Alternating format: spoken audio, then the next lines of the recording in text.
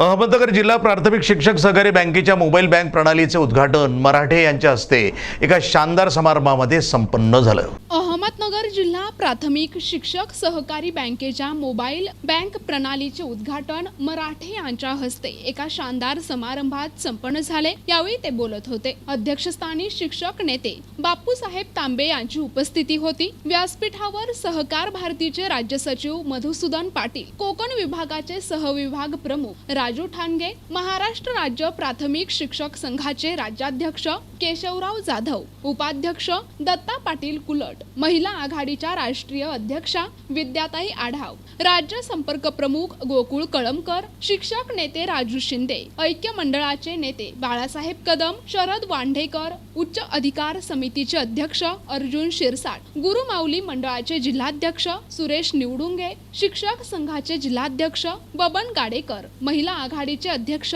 रुशाली कडलग, परिवर्तन मंचचे नेते राजेंद्र विधाते, नाशिक विभागीय अध्यक्ष राजेंद्र सदगीर, विकास मंडळ सल्लागार समितीचे अध्यक्ष भास्करराव कराळे, मुख्य कार्यकारी अधिकारी दिलीप मुरदारे आदींची उपस्थिती होती। बँकेचे चेअरमन रामेश्वर चोपडे यांनी यावेळी प्रास्ताविक केले। या प्रसंगी बोलताना कार्यक्रमाचे अध्यक्ष शिक्षक नेते बापूसाहेब तांबे यांनी शिक्षक बँकेच्या आजपर्यंतच्या वाटचालीचा इतिहास सांगितला आहे। अहमदनगर जिल्हा शिक्षक बँकेचे कार्य उत्कृष्ट आहे। बँकेच्या ठेवी सभासदांसाठी राबवलेल्या योजना या इतर संस्थांना दिशादर्शक असल्याचे रिझर्व्ह बँक ऑफ इंडियाचे संचालक सतीश मराठे यांनी सांगितले आहे। कार्यक्रमाचे सूत्रसंचालन विना दिघे यांनी केले, तर आभार कार्यकारी अध्यक्ष नारायण पिसे यांनी मानले।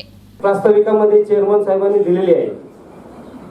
आमची 105 वर्षाची बँक, या बँकेचा इतिहास पाहिला तर सुरुवातीला पतसंस्था असणारी, म्हणजे तसं तर ही बँक म्हणजे सुरुवातीला नगरपालिकेच्या काही शिक्षकांनी स्थापन केलेली भिशी स्वरूपातली, आणि त्यानंतर भिशी नंतर हळूहळू इथली पतसंस्था झाली, आणि पतसंस्था नंतर 1967 ला बँकिंग मध्ये रूपांतर झालं, आणि तेव्हापासून बँकिंग क्षेत्रात आमची ही बँक अतिशय अग्रेसर अशी आहे।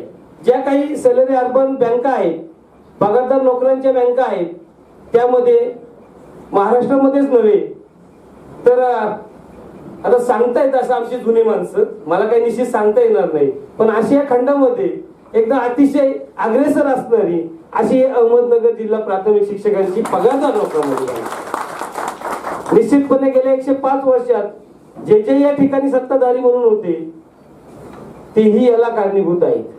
प्रत्येकाने आपली कामगिरी चोख बजावल्यामुळं आज इथपर्यंत ही बँक येऊन टिकलेली आहे। निश्चितपणे साहेब, आम्ही गेल्या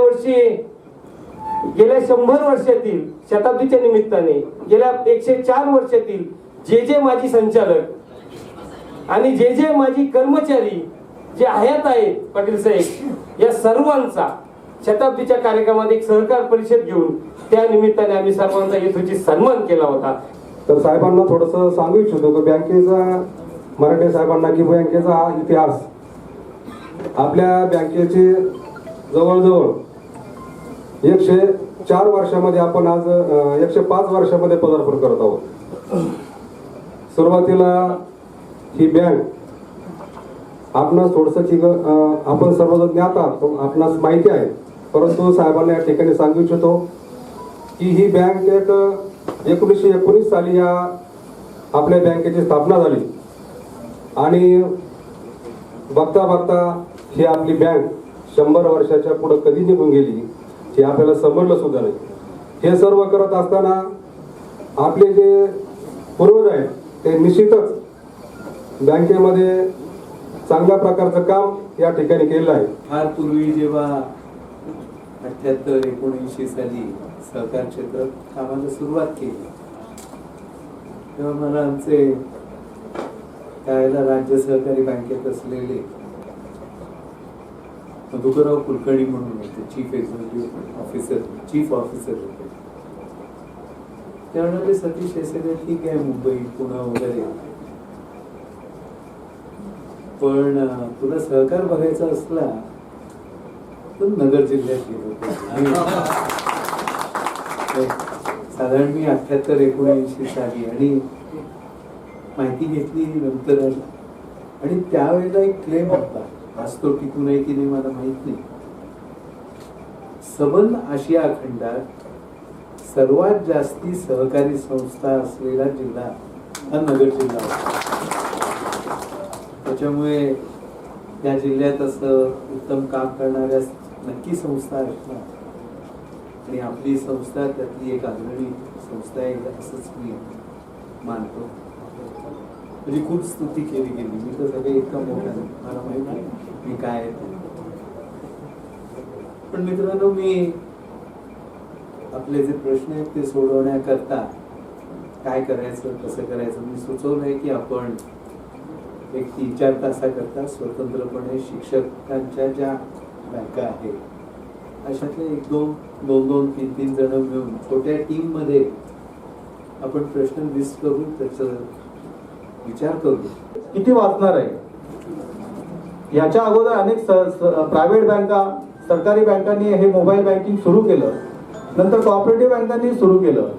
आपल्यालाही त्याची गरज आहे आणि आपण बघतो की हे ॲप्स आपण जेव्हा डाउनलोड करू तेव्हा आपल्याला काय काय सुविधा मिळणार आहेत. आता आपल्याला इथे सांगितलं की मोबाईल बँकिंग जेव्हा हे सुरू झालं आपल्या बँकेचं, फंड ट्रान्सफर असेल, आरटीजीएस करणं, एनईएफटी करणं आणि आपल्या बँकेचा हप्ता देखील EMI ने भरणं, अशा सारख्या सुविधा 24 तास 365 दिवस आपल्यासाठी या बँकेने आपल्याला उपलब्ध करून दिलेले आहेत. खरं म्हणजे कधीही कोणत्याही वेळी आपण घरून ट्रान्झॅक्शन करू शकतो अशी सुविधा मोबाईल बँकिंगने आपल्याला सुविधा करून दिली आहे. खऱ्या अर्थाने बँक आपल्या हातातच आलेली आहे. मोबाईल हे इन्स्ट्रुमेंट असं आपल्या हातात दिलेलं आहे की त्याच्यामधून जगामध्ये सुद्धा आपण बघतोय की मोबाईलची संख्या जी आहे ना खूप मोठ्या प्रमाणात, भारतामध्ये देखील 1 अब्जापेक्षा जास्त संख्या. प्रतिनिधी मुकुंद भट, NTV न्यूज मराठी, अहमदनगर.